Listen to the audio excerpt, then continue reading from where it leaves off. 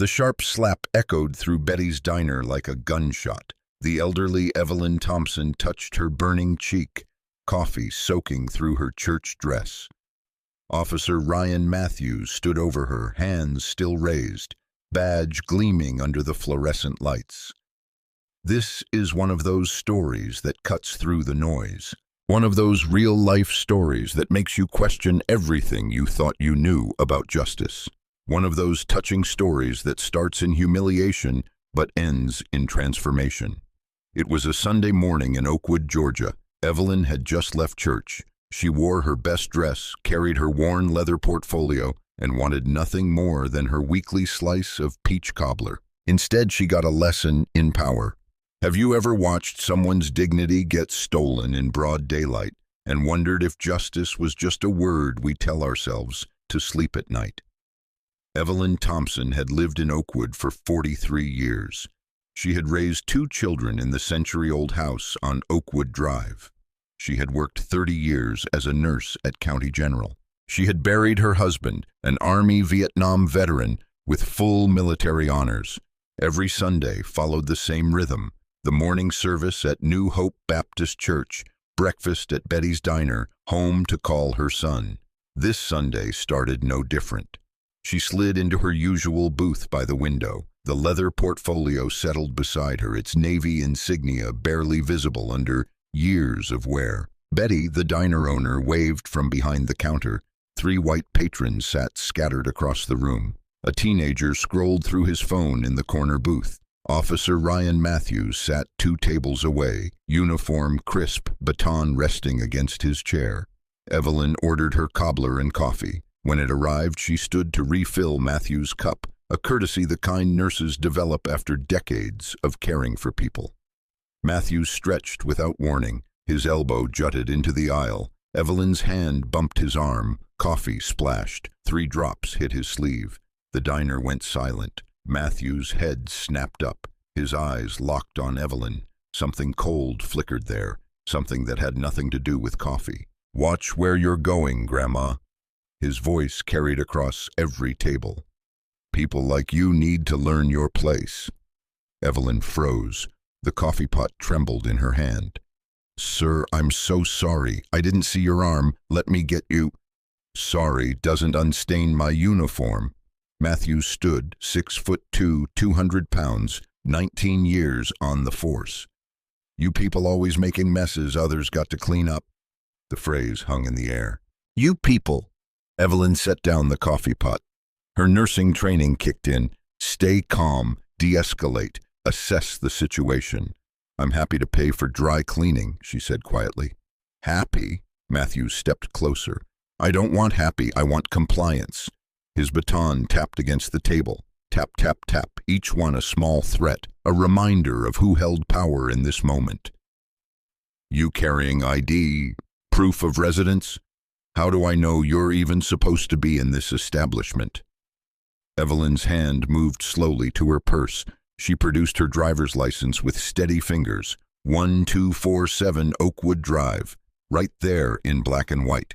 Historic district, property taxes paid in full. Matthews barely glanced at it. "Welfare address, I bet." Evelyn said nothing. Across the diner, the teenager's thumb hovered over his phone screen. He started recording. A brief moment before his mother called and he lowered the phone. That brief moment that would later go viral with the caption, "Crazy Lady Attacking Cop." That brief moment that cut off before what happened next. Betty approached from behind the counter. "Evelyn, honey, maybe you should just..." Matthews cut her off. "Maybe she should just leave right now." Evelyn reached for her portfolio. She needed to pay for her cobbler. She needed to leave with dignity and tact. Her fingers touched the leather. Matthews' hand shot out. "What's that? You reaching for something?" "Just my wallet." The slap came open-handed, hard. The crack of palm against cheek echoed off tile floors and laminate tables. Evelyn's glasses skittered across the linoleum. Her head snapped to the side. For a moment, nobody moved. Then Evelyn straightened. She touched her cheek. Already it was burning, the handprint rising red against her brown skin. She bent slowly, retrieved her glasses. One lens was cracked. The portfolio had fallen open. Papers scattered. For a moment they were visible. Naval Academy letterhead, Department of Defense seal, Department of Justice logo, all scattered across the floor like fallen leaves. Matthews didn't notice. He was too busy asserting dominance. "Don't you ever reach like that near an officer." His voice shook with adrenaline. "You understand me?"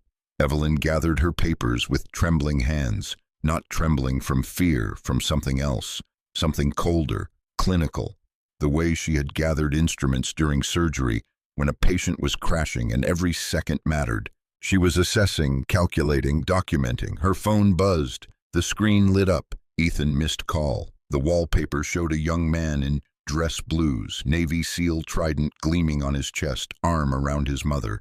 Evelyn silenced it. Not yet. She stood, pulled a 20 from her wallet, set it on the table for the cobbler she hadn't eaten. "You should leave," Matthews repeated, louder now, playing to the room, "before I decide you're causing a disturbance." Evelyn walked to the door, her spine straight, her head high. 43 years in this town. 30 years saving lives. Decades of swallowing small indignities because that is what you did to survive. Not anymore. Behind her, Matthews addressed the diner. "Some people need reminding who keeps them safe." A white patron whispered to his companion, "She did bump him pretty hard." Another nodded. "Matthews is just doing his job." The teenager uploaded his brief clip to TikTok. Within an hour, it would have thousands of views. By evening, the comments would overflow with "play stupid games, win stupid prizes, and back the blue," and all the reflexive defenses people offer when they have not seen the whole story. Nobody saw the slap. The video cut off before that. Nobody saw Evelyn's face as she sat in her car in the parking lot. The handprint darkening from red to purple, the crack in her glasses catching sunlight. Nobody saw her open that worn leather portfolio and remove a single document. Department of Defense formal recommendation for Congressional Medal of Commendation. Lieutenant Commander Ethan Thompson, SEAL Team 3. Her son, 22 years of service, currently assigned to Naval Special Warfare Development Group, SEAL Team 6, the designation that made even other SEALs stand a little straighter. Evelyn did not call him, not yet. She called someone else. "Sharon, it's Evelyn Thompson. I need you to document something." Sharon Davis, ACLU attorney, church friend, already pulling up her recording app before Evelyn finished the sentence. This was how it began. One slap, one moment of casual cruelty. One officer who thought a badge made him untouchable. He had no idea what he had just started. Evelyn walked into the Oakwood police station. The building squatted on Main Street like a concrete promise. "Protect and serve," the sign read. Evelyn pulled open the glass door. Cool air hit her face. The handprint on her cheek had deepened to a bruise. Desk Sergeant Davis looked up from his computer. Black man, 12 years on the force, eyes that had seen too much and said too little. He saw Evelyn's face and stood. "Mrs. Thompson." His voice dropped. "What happened?" "Officer Matthews assaulted me at Betty's diner." Evelyn's voice was steady, nurse calm. "I'd like to file a complaint." The room shifted. 2 officers by the coffee machine went quiet. A civilian clerk stopped typing. Sergeant Davis's jaw tightened. "Ma'am, I'll need to get the watch, Commander." Evelyn waited. She sat in a plastic chair and felt eyes on her. Whispers. The institutional machinery deciding how to respond. Watch Commander Captain Walsh finally appeared. White man, 56, 28 years on the force. He had been Matthews's partner back in the day. Everyone knew it. "Mrs. Thompson, let's talk in my office." The office was small, beige walls, framed commendations. A photo of Walsh with the mayor. Evelyn sat across from his desk and recounted everything. She used precise language, exact quotes. 3 decades of nursing had taught her to document thoroughly. Walsh listened, his face neutral, professional. When she finished, he leaned back in his chair. "Now, Evelyn, may I call you Evelyn? Let's talk about what really happened." There it was, the subtle shift, not Mrs. Thompson anymore, just Evelyn. "Officer Matthews says you became aggressive when asked to show ID. I showed ID without protest," Evelyn said. He says you reached for something in a threatening manner. I reached for my portfolio after he demanded I pay for dry cleaning. Walsh sighed. It was theatrical, practiced. Evelyn, you seem like a nice woman, a church woman, but filing false charges against an officer is serious business. He let that hang. You could face obstruction charges. Evelyn met his eyes. I'd like this complaint filed formally. I have an attorney. An attorney? Walsh's eyebrows lifted. For a misunderstanding, for an assault. Listen. Walsh leaned forward. I'm trying to help you here. Think about your reputation. You're a member at New Hope Baptist. Pastor Ellis is a friend of the department. Another pause. You know how small towns are. Word gets around. Evelyn understood the threat perfectly. She had lived through decades of these coded warnings. Be quiet. Do not make waves. Think of the consequences. Once this goes on record, Walsh continued, I can't control where it goes. There are procedures, investigations. Things get complicated. His voice softened. False kindness. Maybe your blood sugar was low. Sometimes elderly folks get confused. I'm not confused. Evelyn stood. I'm filing a formal complaint. Officer Matthews struck me in front of witnesses. That's assault. Whether you investigate it properly is your decision. Outside the office, Sergeant Davis stood by the door. Their eyes met. His fists were clenched at his sides. He said nothing, could not say anything, not here, not now. Evelyn walked out into the Georgia sunlight. Sharon Davis waited by her car, camera ready. She photographed Evelyn's face from 3 angles. The handprint was now a full bruise. Medical documentation. A small crowd had gathered. Word traveled fast in Oakwood. Black residents filmed on their phones. Angry. Finally, someone was pushing back. Finally, someone was saying enough. White residents mixed in the crowd. Opinions divided. She's probably exaggerating, one woman muttered. I've known Ryan Matthews since he was a boy. An older man said he would not do this without cause, but others looked uncomfortable. Amy Rodriguez, a white attorney who had worked with Evelyn on charity drives, stepped forward. I know Evelyn Thompson, she said loudly. She does not lie. If she says this happened, it happened. The TikTok video hit tens of thousands of views. Lady gets aggressive with cop, finds out. The comments poured in. Most assumed the worst. An elderly black woman, a white cop. The brief clip showed confrontation, but not context. Definitely not the slap. Evelyn's church friends tried to correct the narrative. They posted explanations. Please wait for the full story. The algorithm buried them. Outrage and mockery got engagement. Nuance got ignored. Sharon Davis called Betty's diner. I need your security footage. Betty's voice went tight. System was down. No footage. Betty, your system is never down. I was there weeks ago when you showed me footage of that fender bender. Silence. Then quietly. Ryan's father got me my liquor license years ago. The renewal comes up soon. I'm sorry, Sharon, I can't help you. Local Facebook groups exploded. Concerned citizens of Oakwood County had thousands of members. A post appeared from Matthews' neighbor. Officer Ryan Matthews is a hero who puts his life on the line every day. These fake accusations are destroying good men. We need to stand with our police, not tear them down. Back the blue. Hundreds of likes and shares. Sharon posted photos of Evelyn's bruised face to the same group. Evelyn Thompson is a retired nurse who served this community for 30 years. She deserves justice. Few likes. The post was flagged as violent content within an hour. Facebook's algorithm decided a photo of injuries was more offensive than the injuries themselves. Evelyn sat at her kitchen table. Her pastor called.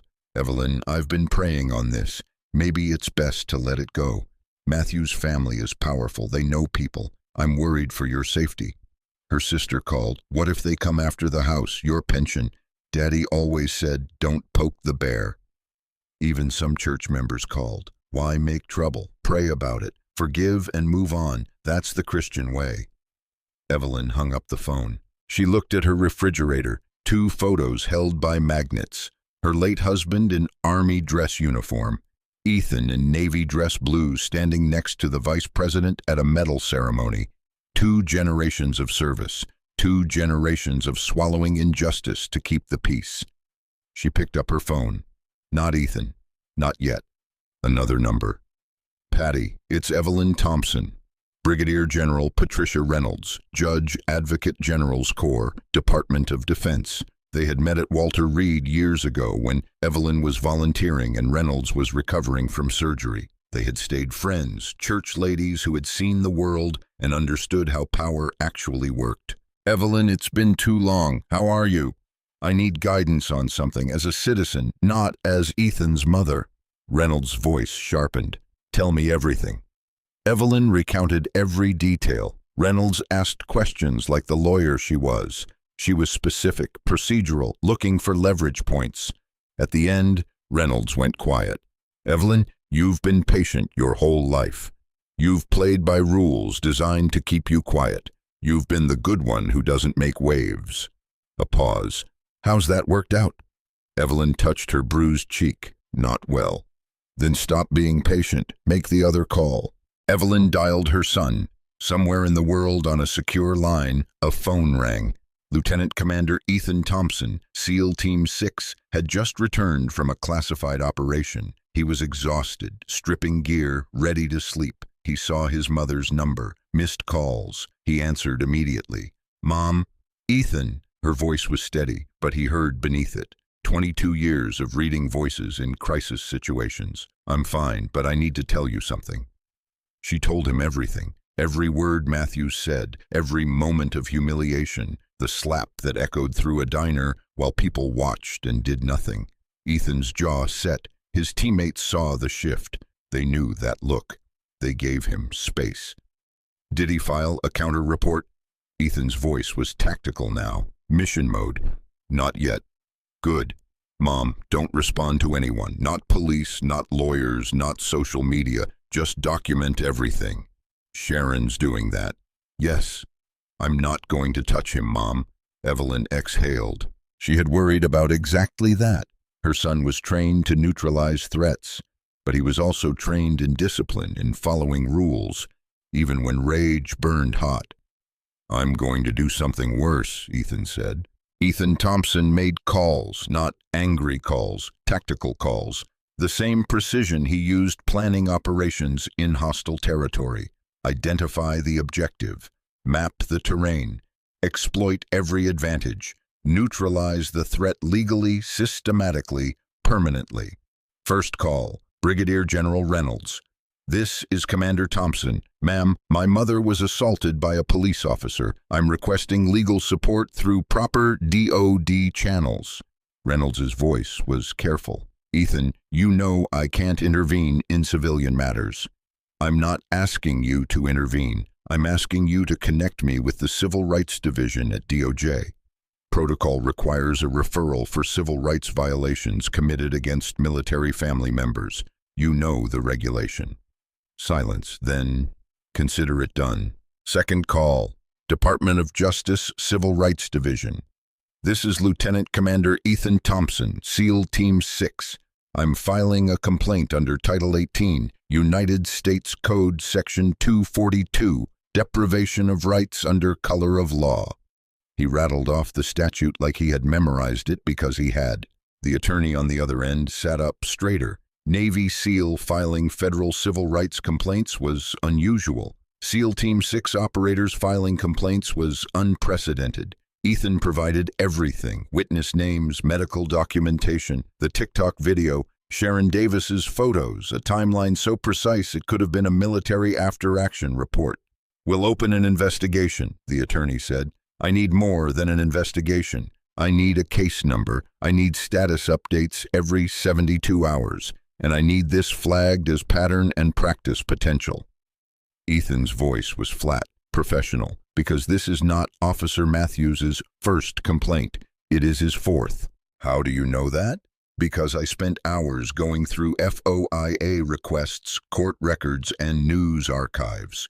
Ryan Matthews has 3 prior excessive force complaints, all dismissed internally, all involving black citizens. I can send you the documentation. The attorney was typing now, fast. Send everything. Third call, Georgia Bureau of Investigation, Special Agent Morrison. This is Commander Thompson. I'm requesting an investigation into Oakwood PD's pattern and practice regarding excessive force complaints. Morrison knew the name. Everyone in Georgia law enforcement knew about the SEAL Team 6 operator from Oakwood. Local boy made good, the one they trotted out for recruitment posters. What specifically are you alleging? Ethan rattled off numbers. Oakwood is significantly higher in complaints per capita than state average. That's significant. I'm also requesting a subpoena for Betty's Diner security footage. The owner claims the system was down. It was not. The system uploads to cloud backup automatically. Your tech team can verify. Morrison was quiet. Then, I'll start the paperwork. Fourth call. ACLU National Office. Ethan connected them with Sharon Davis. Within an hour, they had agreed to take the case pro bono, federal civil rights lawsuit, high profile, exactly the kind of case that forced systemic change. Fifth call, his commanding officer. Skipper requesting emergency leave, family matter. Captain Rodriguez had led Ethan through deployments. He knew that tone, controlled rage wrapped in procedure. Granted, and Ethan, Rodriguez's voice dropped. Whatever you're planning, legal only. Always, sir. Officer Ryan Matthews sat in his living room. He told his wife about the crazy old lady at the diner. She had clucked sympathetically. Another day, another ungrateful citizen. He drank a beer, watched the game. The TikTok video had gone viral. Vindication. The world could see these people were the problem. His phone rang. Unknown number. Officer Matthews, this is Special Agent Morrison, Georgia Bureau of Investigation. We need you to come to the federal building tomorrow morning. Matthews's beer paused halfway to his mouth. The federal building. What for? We have questions about an incident at Betty's Diner. I already talked to my captain. It's handled. It's not handled, Officer Matthews. It's federal now. The line went dead. Matthews stared at his phone. Federal for a bumped coffee cup. His wife looked over from the couch. What's wrong? Nothing, just some paperwork. But his hand shook when he set down the beer. 2 FBI agents and 1 DOJ attorney knocked on Matthews's door. His wife answered. They asked for Ryan Matthews. She called him from the living room. He came to the door in sweatpants and a police union t-shirt. Officer Ryan Matthews. The FBI agent's voice was formal. Yeah, we need to speak with you about a civil rights violation. Matthews' face went from confusion to indignation. I already told Morrison I'd come in. This is a separate matter, criminal investigation. We're serving you notice. The DOJ attorney handed him papers. Heavy stock, federal seal. The words jumped out. United States of America versus Ryan Matthews. Deprivation of rights under color of law. Title 18. Section 242. This is insane. It was an accident. She bumped into me. The FBI agent's face was stone. The GBI recovered security footage from Betty's Diner. We've reviewed it. The incident is clear. Matthews's world tilted. The system was down. The system uploads to cloud backup. Your department might not have told you that. His wife stood behind him now, reading over his shoulder. Ryan, what is this? It's nothing, a misunderstanding. It's a federal felony, the attorney said flatly. You'll receive a summons for grand jury testimony. Retain an attorney. Do not contact the victim. Do not discuss this case with fellow officers. Violation of these terms will result in additional charges. They left. Matthews stood in his doorway, papers trembling in his hands. Who the hell is Evelyn Thompson? Oakwood Police Station. Chief Harlan received a call from the GBI, then from the FBI, then from the DOJ. By the third call, his ulcer was burning. He called Captain Walsh into his office. Why are there federal agents at Ryan's house? Why is the GBI requesting 5 years of complaint files? Why is the Justice Department opening a pattern and practice investigation? Walsh's face was pale. That woman, Evelyn Thompson, she filed a complaint this afternoon. I thought I handled it. You thought you handled it? Chief Harlan's voice rose. The feds do not get involved because someone filed a complaint. What are you not telling me? She has a son. Navy. Walsh pulled out his phone, Googled Ethan Thompson, SEAL Team 6. The results filled the screen. Navy Times article, SEAL Team 6 operator honored for valor. Photo of Ethan standing next to the vice president. Another article, local hero returns home. Another, Commander Thompson selected for Pentagon advisory role. Chief Harlan went very still. Oh God, he's been making calls all afternoon. Walsh's voice was hollow. DOJ, GBI, ACLU. He's not coming after Ryan with his fists. He's coming after the whole department with federal law. Harlan sat down heavily. Get me Ryan's file, every complaint, every use of force report, everything. Walsh left, came back with a folder. They spread it across the desk. 3 excessive force complaints, all against black citizens, all dismissed after internal review. Walsh had signed off on 2 of them, Harlan on the 3rd. We are exposed, Harlan said quietly. It's worse. Walsh pulled out his phone again, showed Harlan the spreadsheet he had started building. I went through our records. 23 excessive force complaints in 5 years. 17 against black citizens. 0 disciplinary actions. If they audit us, when they audit us, Harlan corrected, this is not going away. Ethan Thompson sat in a hotel room, not in Oakwood. He was not ready to come home yet. A hotel 3 towns over, laptop open, secure connection. He had built a case file that would make a prosecutor weep with joy. Everything documented, everything cross-referenced, everything building toward a single conclusion, systemic failure. But he was not done. He pulled up Oakwood's city budget, public record. Police department took a large percentage. He pulled up liability insurance policies. He built a financial model. If multiple victims sued, if they won, Oakwood would be in serious financial trouble. That was leverage. His phone buzzed. His mother. Ethan, I do not want you to destroy people's lives. I'm not destroying anything, Mom. I'm revealing what was already broken. There's a difference. What happens now? Ethan looked at his spreadsheet, his timeline, his battle plan. Now we give them a choice. Fix it themselves, or we fix it for them. And if they refuse, they will not refuse because the alternative is federal receivership, bankruptcy, and every officer losing their pension. Ethan's voice was cold. Mom, you taught me to help people. The military taught me how. Sometimes helping means cutting out infection before it spreads. Evelyn was quiet. Then your father would be proud. I hope so. Get some rest. Tomorrow it gets interesting. He hung up, returned to his laptop. By morning, Officer Ryan Matthews would be the least of Oakwood's problems. Oakwood City Hall Emergency Council session. The building was antebellum style, white columns and historical plaques. Inside, the council chamber felt smaller than usual. Too many bodies, too much tension. Mayor Patricia Dunham sat at the head table. 4th term. Around her, 7 council members, 6 white, 1 black. All looking worried. Police Chief Harlan sat to her left. Captain Walsh beside him. Officer Matthews at the far end, looking like he had not slept. His eyes were red, his uniform wrinkled. On the opposite side of the room sat the federal presence. Commander Ethan Thompson in dress blues, every ribbon perfectly aligned. Bronze stars, purple hearts, Navy cross, the kind of chest candy that made even generals nod with respect. His face was carved stone. Beside him, Brigadier General Patricia Reynolds appeared via video screen. Official observer, her presence made this untouchable. DOJ Attorney Rachel Foster sat next to Ethan, ACLU Legal Director Karen Mitchell, Sharon Davis beside her. GBI Special Agent Morrison stood against the back wall, arms crossed. The room hummed with dread. Mayor Dunham cleared her throat.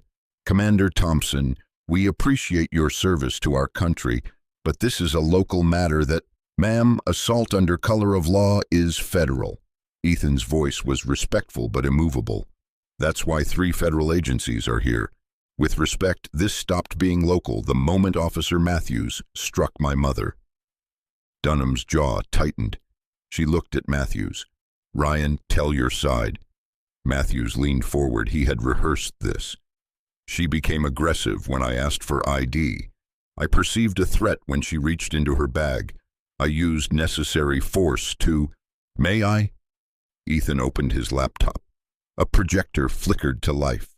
The city seal faded. A video appeared. Betty's Diner. Security footage, crystal clear. The cloud backup system had recorded everything.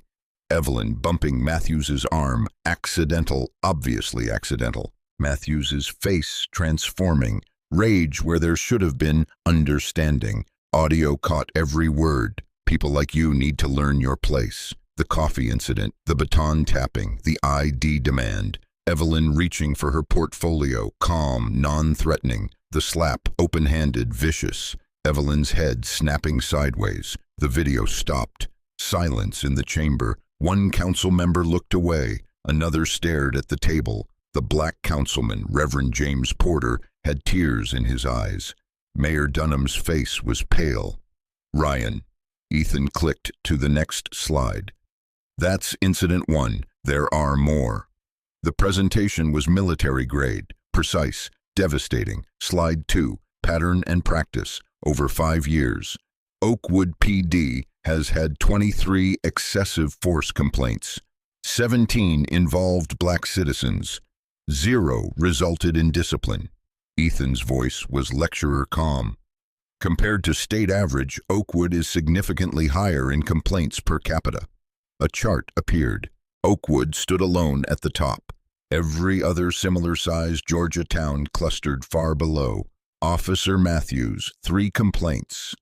Others listed, all dismissed internally. Ethan looked at Captain Walsh. Captain Walsh signed off on several of these dismissals, Chief Harlan on others. Chief Harlan's face went red. Those complaints were investigated thoroughly. Were they? GBI Agent Morrison stepped forward. Because we pulled the investigation files. Average investigation time short. Average witness interviews few. Average evidence collection none. Ethan clicked again. Slide 3. Financial exposure. Federal civil rights violations carry significant damages. Punitive damages for pattern and practice average millions. In similar cases, numbers appeared. Stark, undeniable. Oakwood's liability insurance caps low. Current and potential lawsuits would exceed the annual budget significantly.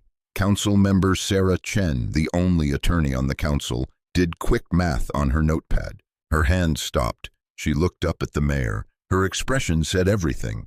Slide 4. Legal consequences. Title 18, Section 242. Up to 10 years federal prison for assault under color of law. Ethan looked directly at Matthews. DOJ has recommended charges. U.S. Attorney will convene grand jury. Matthews slumped in his chair. His attorney whispered frantically in his ear, obstruction of justice for destroying evidence. Captain Walsh, you told my mother the diner security system was down. It was not. You knew it was not. That's obstruction. Walsh's face drained of color. Slide 5. Institutional consequences. DOJ Civil Rights Division is investigating consent decree placement. Consent decrees require federal oversight for years, cost millions annually. Examples appeared: Ferguson, Missouri, Baltimore, Maryland, Cleveland, Ohio. This would require a large percentage of Oakwood's budget every year for years. The council members looked at each other. The math was brutal. Mayor Dunham's voice was tight. Commander Thompson, what do you want? Ethan closed his laptop, stood. His uniform was immaculate. His bearing was parade ground perfect. When he spoke, his voice carried the weight of 2 decades leading men in combat. I do not want money. My mother does not want money. He paused. We want systemic change, documented, enforceable, permanent. What does that mean? Chief Harlan asked. Ethan pulled out a document, 12 pages, spiral bound. He slid it across the table. The Oakwood Police Reform Protocol. I wrote it. It's based on consent decree requirements from Ferguson combined with military rules of engagement modified for civilian application. Mayor Dunham flipped through it. Her hands shook slightly. Ethan continued, My terms are simple, non-negotiable. He counted on his fingers. 1. Officer Matthews is terminated immediately. Criminal charges proceed. He is barred from law enforcement nationally through decertification. 2. Captain Walsh resigns or is terminated for obstruction and failure to investigate complaints. 3. Chief Harlan resigns within 30 days. In those years, you dismissed complaints without proper investigation. That's dereliction of duty. Ethan's voice never rose, never wavered. He could have been reading coordinates. 4. Implementation of the Oakwood Protocol. Every item, no modifications without DOJ approval. Attorney Foster added, the alternative is we file a pattern and practice lawsuit and the court imposes a consent decree. That version will be much more expensive and much less flexible. 5. Citizen Review Board, 9 members. Subpoena power, full access. 6. Federal monitor. 7. Mandatory training, 40 hours annually. De-escalation, implicit bias, civil rights law. 8. Body camera mandate, always on. Automatic suspension for malfunctions. Footage stored on third-party server. 9. Public complaint database. Searchable. Quarterly audits. 10. Victims Restitution Fund from Police Department Asset Forfeiture Fund. Not taxpayer money. Ethan sat back down. You have 48 hours to accept. After that, DOJ proceeds unilaterally and additional plaintiffs file suit. The room was silent. Council Member Chen spoke carefully. Commander, this is comprehensive. Some might say draconian. Ferguson's consent decree was much longer. I'm being generous. Attorney Foster leaned forward. The alternative is we impose our own version. You will not like that one. It'll cost twice as much and last twice as long. Mayor Dunham looked at the numbers again, looked at the video still frozen on the screen. Evelyn's head snapping from the slap, looked at her council members. I need to discuss with council. Ethan stood. 48 hours, ma'am. After that, additional lawsuits, federal oversight, consent decree, financial strain. He picked up his cover, tucked it under his arm. You can fix this yourselves or we'll fix it for you. He walked to the door, stopped, turned back. Mayor, I do not hate police. My uncle was police. I hate bad police who make good police look bad, who destroy community trust, who make everyone less safe. His voice softened slightly. You can fix this. You should fix this because if you do not, what happens next will hurt everyone. He left. General Reynolds's video screen went dark. The federal attorneys followed. The door closed. Chief Harlan looked at Mayor Dunham. We can't let some Navy SEAL dictate policy. He's not dictating. Council Member Chen interrupted. He's offering us a life raft before the ship sinks. She held up the budget numbers. If those lawsuits proceed, we're done. The town is bankrupt. Mayor Dunham stared at the frozen video screen. Evelyn Thompson, struck by an officer sworn to protect her. Get me our attorney, she said quietly. We need to negotiate terms. But everyone in that room knew the truth. There were no terms to negotiate. Ethan Thompson had given them a choice between reform and destruction. They had little time left to make it. 36 hours later, Mayor Dunham called a press conference. The City Hall steps were crowded. Local news, Atlanta stations, national media had picked up the story. Navy SEAL takes on corrupt police department. The angle wrote itself. Evelyn Thompson stood to the side with Ethan. She had insisted on being there. Her face still showed fading bruises. The handprint had yellowed but remained visible. Mayor Dunham approached the microphone. She looked like she had aged years in days. Oakwood failed Evelyn Thompson. We failed our community. We failed the values we claim to uphold. She paused. Effective immediately, Officer Ryan Matthews has been terminated. Criminal charges will proceed. His decertification has been revoked. Camera flashes erupted. Reporters shouted questions. Dunham continued. Captain Walsh has resigned. Chief Harlan will retire within 30 days. Interim Chief will be Sergeant Davis, effective soon. We are accepting Commander Thompson's reform protocol in full. Every measure, every requirement. Dunham's voice cracked slightly. We should have done this years ago. We didn't. That's on us. She stepped back, took questions. Most were about Matthews, about the lawsuits, about cost, but one reporter asked the right question. Mayor, why now? Why not after the previous complaints? Dunham met the reporter's eyes. Because we were not forced to look. We could ignore it, dismiss it, pretend it was not systemic. She glanced at Evelyn. We can't ignore it anymore, and we shouldn't have needed federal intervention to do what was right. Officer Ryan Matthews sat in county jail. Bail had been set high. His father, the former police chief, had paid it. Matthews was out, but marked. Decertification meant he would never be a cop again, not in Georgia, not anywhere. The criminal trial was scheduled months out. His attorney was already plea bargaining. Federal prosecutors were not interested. You're on video assaulting an elderly woman. The jury will crucify you. Matthew's wife had left, took the kids, filed for divorce, said she could not be married to someone who would do that. He sat in his father's house and realized something. The badge had not made him powerful. It had just revealed what he already was. Sergeant Davis became Interim Chief Davis. His first official act was a listening tour. He visited every black church in Oakwood, sat in pews, took notes, apologized. I should have spoken up, he told congregations. I saw things. I stayed quiet. That made me complicit. I'm sorry. At New Hope Baptist, Evelyn Thompson sat in the third row. When Davis finished speaking, she stood. Chief Davis, apologies are words. Show me actions. Davis nodded. Yes, ma'am, I will. His second act was reopening every excessive force complaint from the past 5 years. Real investigations, new interviews, outside investigators from the GBI. 3 more officers were found to have violated policy. They were suspended without pay pending termination hearings. The police union protested, filed grievances.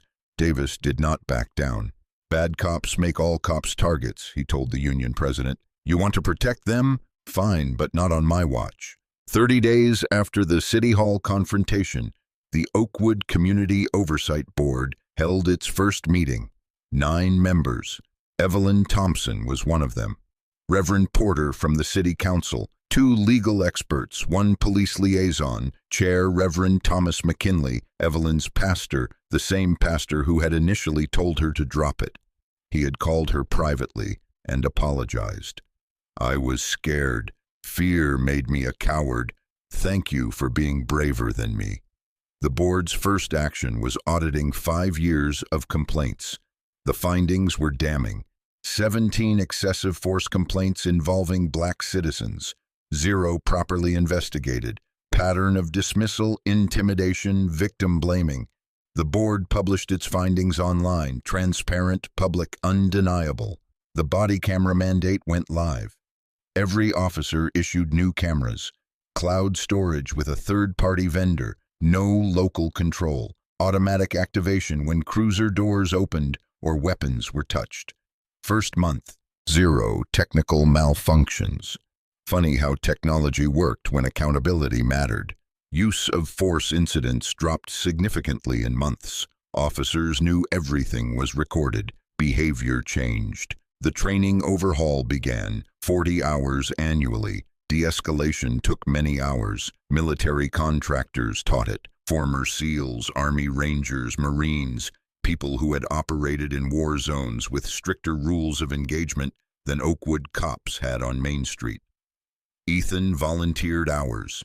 Military rules of engagement versus civilian policing. He showed officers footage from Iraq, Afghanistan, SEALs dealing with hostile crowds, armed insurgents, life or death scenarios, and still using less force than Oakwood PD used on traffic stops. We protected foreign civilians in war zones, Ethan told them. You're protecting American citizens in peacetime. If we could de-escalate there, you can de-escalate here. Some officers were resistant, others listened. The ones who listened became better cops. Implicit bias training came next. Hours led by psychologists, civil rights attorneys, community members. Officers were forced to confront their assumptions. Some pushed back, most learned. The public complaint database went live. Searchable by officer name, date, complaint type. Every complaint from the past 5 years uploaded. Investigation status, outcome, appeals. Transparency was uncomfortable. Several officers threatened to quit. Chief Davis let them. If you can't handle accountability, find another job. But something unexpected happened. Minor complaints dropped because both officers and citizens knew everything was public. Officers were more professional. Citizens were more honest. Transparency forced better behavior from everyone. The Victims' Restitution Fund distributed funds. Victims from past complaints identified. Average payout. Evelyn Thompson donated her portion to the ACLU. I did not want money, she told reporters. I wanted change. Use this to help the next person. Months after the slap heard around Oakwood, Federal Monitor submitted his first quarterly report. Significant progress. Community trust rebuilding. Use of force incidents down. Complaint resolution improved. No major incidents. Oakwood PD is demonstrating commitment to reform. The DOJ reviewed it, agreed to continue monitoring, but noted positive trajectory. Oakwood was changing slowly, painfully, but changing, and it started with one woman who refused to accept that a badge meant immunity. One mother who raised a son to understand that real power was not physical force. It was knowing the law, using the system, fighting smart instead of fighting hard. Evelyn Thompson had won, not with fists, with facts, with patience, with systemic pressure applied precisely where it hurt most. That was power. 1 year after the slap, Evelyn Thompson walked into Betty's diner. Sunday morning, same time as always. She wore her church dress, carried her leather portfolio, the Navy insignia still visible, worn but proud. The diner was full. Conversations paused when she entered, not from hostility, from respect. Betty approached immediately. Her eyes were red. Evelyn, I'm so sorry. I should have stood up for you. I was scared of losing my license, my business, but that was cowardice. She held out a hand. Can you forgive me? Evelyn took her hand. I already have. Fear makes us small, Betty, but you can still choose courage. The booth by the window had changed. A small brass plaque mounted on the wall above it. Evelyn's table, where dignity sit when fear stood. Evelyn touched it, smiled, slid into the booth. Betty brought peach cobbler without asking. On the house, forever. Evelyn ate slowly, savored it. This was what victory tasted like, not vengeance, not dominance, just the right to sit peacefully in a diner without fear.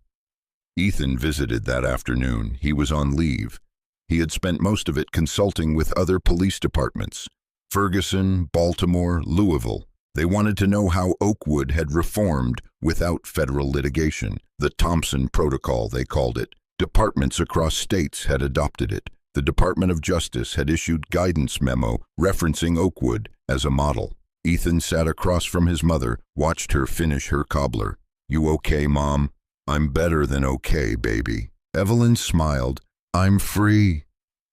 Ethan understood. For decades, his mother had swallowed small indignities, accepted less, stayed quiet, survived.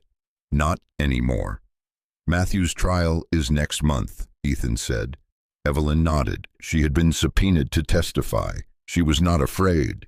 The video spoke louder than any testimony. Federal prison was the expected sentence, maybe less, with good behavior.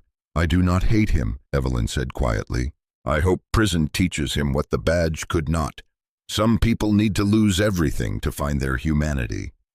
Ethan admired his mother's capacity for grace, for hoping even her enemies could become better. The system's changing, he said. Use of force down significantly, complaints down, community trust up. He showed her Chief Davis's latest report. You did this. We did this, Evelyn corrected. You, me, Sharon, the community. Change does not come from one person. It comes from people refusing to accept what's broken.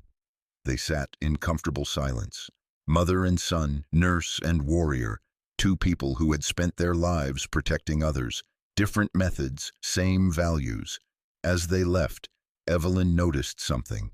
The teenager who had filmed that brief video sat in the corner booth. He looked up, saw her, looked ashamed. He approached. "Mrs. Thompson, I'm sorry. I posted that video without context. I made things worse." Evelyn studied him. "Just a kid. You can't change the past, but you can choose better now." He nodded. "I've been filming the oversight board meetings, posting them to TikTok. Full context. People need to see the whole story." Evelyn smiled. "That's good. Keep doing that." Outside, Ethan asked, "You really forgave him?" "I forgave everyone." Evelyn said, "Forgiveness does not mean forgetting. It means refusing to let anger poison me. They have to live with what they did. I do not have to live with rage." These are the real-life stories that matter, the best stories of regular people refusing to accept injustice. The stories that do not end in despair, but in systemic change. The touching stories that prove dignity is stronger than hate. Evelyn Thompson taught Oakwood a lesson. You can slap an elderly woman. You can dismiss complaints. You can abuse power. But if that woman raised a Navy SEAL who understands law better than lawyers and strategy better than politicians, you'll learn something. Justice does not always roar. Sometimes it sits quietly, eats peach cobbler, and rebuilds an entire system while you are not looking. If you have witnessed injustice in your community, document it, share it, demand accountability, use the system even when the system seems broken. Because the Thompson Protocol exists now. Because Oakwood proved reform is possible. Comment below. What injustice needs the Thompson Protocol in your town? Share this story if you believe change is possible. Subscribe for more stories of ordinary people doing extraordinary things, not with violence, with evidence, persistence, and the refusal to be silent. Because the most powerful weapon against injustice is not a fist. It is documentation, allies, and the courage to demand better. Justice does not always come quickly, but it comes if you fight smart, if you fight legal, if you refuse to let fear win. Evelyn Thompson is older now. She still goes to Betty's Diner every Sunday, still orders peach cobbler, but now she sits at a table that reminds everyone dignity cannot be slapped away.